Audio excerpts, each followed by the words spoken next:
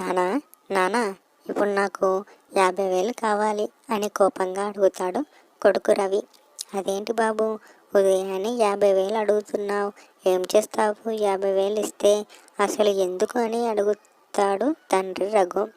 అది మీకు అనవసరం, నేను ఏమైనా చేస్తాను, నా డబ్బు త్వరగా ఇవ్వండి, నాకు కావాలి, ఇస్తారా ఇంట్లో నుంచి వెళ్ళిపోమంటారా అని కోపంగా అడుగుతాడు కొడుకు రవి. డబ్బులు ఇవ్వటానికి ఏమీ బాధ లేదురా, కానీ ఆ డబ్బులు నువ్వు ఎలా ఖర్చు పెడతావు అనేది తెలియదు. డబ్బు ఇస్తే త్వరగా. తర్వాత ఫ్రెండ్స్, మీరు మా వీడియోస్ని చూస్తున్నారు కానీ లైక్ చేయడం లేదు ఫ్రెండ్స్. ఎవరైతే చూస్తున్నారో వారి నుంచి మేము కోరేది ఒక లైక్ మాత్రమే ఫ్రెండ్స్. ప్లీజ్ లైక్ చేయండి. లేనిపోనివి అన్నీ నేనే భరించాలి కదా అని అంటాడు తండ్రి రఘు. అదంతా వింటున్న భార్య రమ్య, డబ్బంతా ఏం చేస్తారు? పోయేటప్పుడు ఏమైనా మూట కట్టుకొని వెళ్ళిపోతారా ఏంటి? వెళ్ళరు కదా, బయట అడుక్కున్న వాళ్ళకి అడగకుండానే ఇస్తారు. సొంత కొడుకు డబ్బు అడిగితే మాత్రం ఇయ్యరా అని కోపంగా అడుగుతూ ఉంటుంది రమ్య. డబ్బు ఇవ్వటానికి నాకు ఏమీ ఇబ్బంది లేదే, కానీ వాడికి ఎందుకు వాడు అడుగుతుంది 50,000. ఇంత చిన్న అబ్బాయి 50,000 ఎందుకు అసలు? ఇంత చిన్న వయసులో 50,000 ఎందుకు అసలు?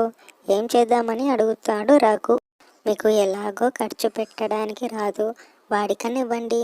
వాడు ఈ వయసులో కాకపోతే ఇంకా ఏ వయసులో ఎంజాయ్ చేస్తాడు?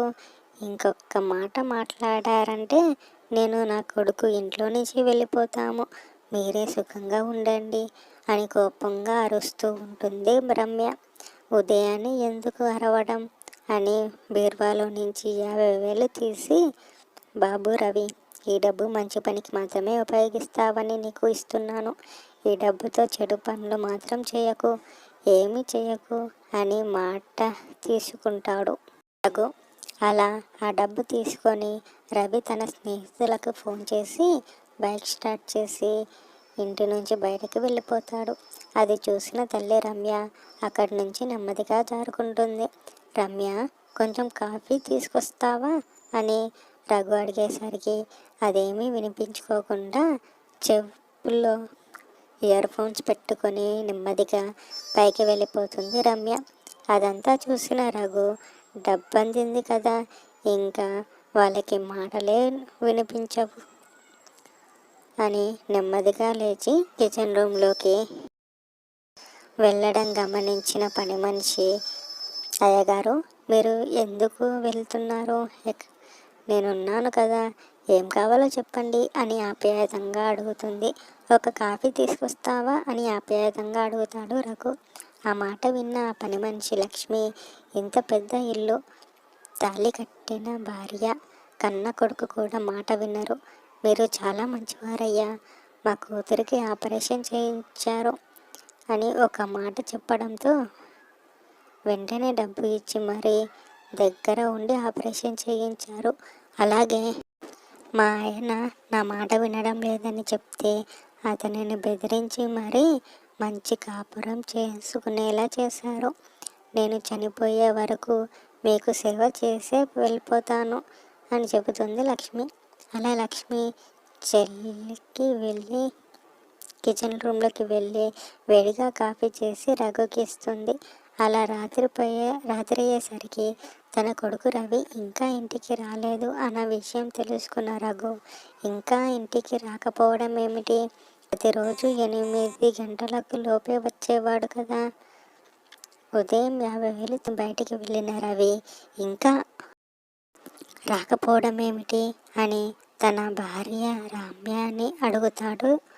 రమ్య, నాకు మాత్రం ఏం తెలుసు, మీరు ఉండగానే కదా నాకు ఏమీ చెప్పకుండా వెళ్ళిపోయాడు అని చెప్పడంతో ఒక్కసారిగా నేను ఫోన్ చేసి చూడు, నేను ఎంత చేసినా కానీ ఫోన్ లిఫ్ట్ చేయడమే లేదు అని చెప్తాడు రఘు. అలా రమ్యతో ఫోన్ చేయించినా కానీ ఎత్తకపోయేసరికి బాధగా తన స్కూటీ తాళం తీసుకొని బయటకి వెళ్ళడం మొదలు పెడతాడు రఘు. అలా ఎంత వెతికినా కనిపించకపోయేసరికి వాళ్ళ ఏరియాలో ఉన్న పోలీస్ స్టేషన్లో కంప్లైంట్ ఇస్తాడు. మా కొడుకు కనిపించడం లేదు. మరుసటి రోజు ఉదయం పోలీసులు రఘు ఇంటికి వెళ్ళి, మీ అబ్బాయి పేరు రవి కదా, వాడికి బాగా డబ్బు అలవాటు చేశారు. వాడు ఆ డబ్బులతో పేకాట ఆడడం మొదలుపెట్టి బాగా తాగుతూ రాత్రి పెట్రోలింగ్ పోలీసులను కొట్టి పారిపోయాడట. వెంటనే మా పోలీస్ వాళ్ళందరూ వాళ్ళని పట్టుకుందామని వెళ్తే మీ అబ్బాయి రవి ఎక్కడికో పారిపోయాడు. వాడు ఎక్కడ దొరికినా కానీ మా వాళ్ళతో థర్డ్ డిగ్రీ ఎలాగైనా ఇప్పిస్తాము, థర్డ్ డిగ్రీ మాత్రం ఇవ్వక తప్పదు అని చెప్పడంతో వాడు చిన్నపిల్లవాడు, వాడికి ఏమీ తెలియదు. ఇకపై ఎలాంటి గొడవలు రాకుండా వాటిని ఇంట్లోనే ఉంచుతామని చెప్పినా కానీ ఆ పోలీసులు వినకపోయేసరికి రఘుకి తెలిసిన వాళ్ళతో ఫోన్ చేయించి మరీ చెప్పిస్తాడు. అలా మీ అబ్బాయిని ఏం చేయము, వాడికి కొంచెం కౌన్సిలింగ్ ఇచ్చి పంపిస్తాము.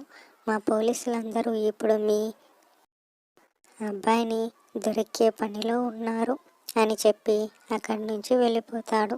ఆ మాట వినగానే నేను చెప్తే విన్నావా, వాడికి డబ్బు అలవాటు చేశావు, నువ్వే చేశావు అంతా, నీ వల్లే అని రమ్యపై అరుస్తూ ఉంటాడు.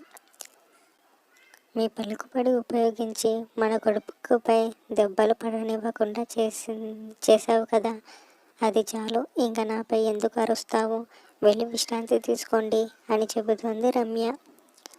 రమ్య నువ్వు అసలు తల్లివేనా అని కోపంగా అరుస్తాడు రఘు. అలా బాధగా బయట కూర్చొని ఆలోచిస్తూ ఉంటాడు రఘు. అది గమనించిన లక్ష్మి, అయ్యగారు మీరు ఏమీ అనుకోకపోతే ఒక విషయం అడగనా అని ఆప్యాయంగా అడుగుతుంది లక్ష్మి. అది విన్న రఘు, అడుగు లక్ష్మి అని చెప్పడంతో, ఇంత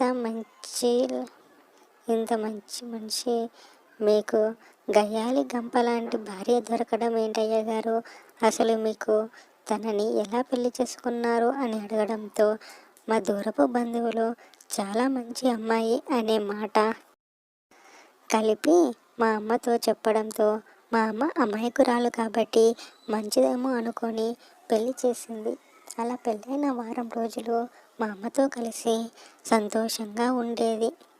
అలా వారం అలా ప్రతిరోజు గొడవ పెట్టుకోవడంతో మా అమ్మ, బావు ఒక వారం రోజులు నన్ను వదిలే మీరు దూరంగా వెళ్ళి బ్రతకండి అని చెప్పింది. ఎందుకమ్మా అందుకు నేను అంగీకరించలేదు. మా అమ్మ బలవంతం చేయడంతో నేను ఇక్కడికి వచ్చి ఉన్నాను. ప్రతి 2 రోజులకు ఒకసారి మా అమ్మని చూసుకొని వస్తాను. ఇంకా నా భార్య రమ్యకి డబ్బు పిచ్చి ఎక్కువ, నెమ్మదిగా తగ్గిద్దామనుకున్నాను. కానీ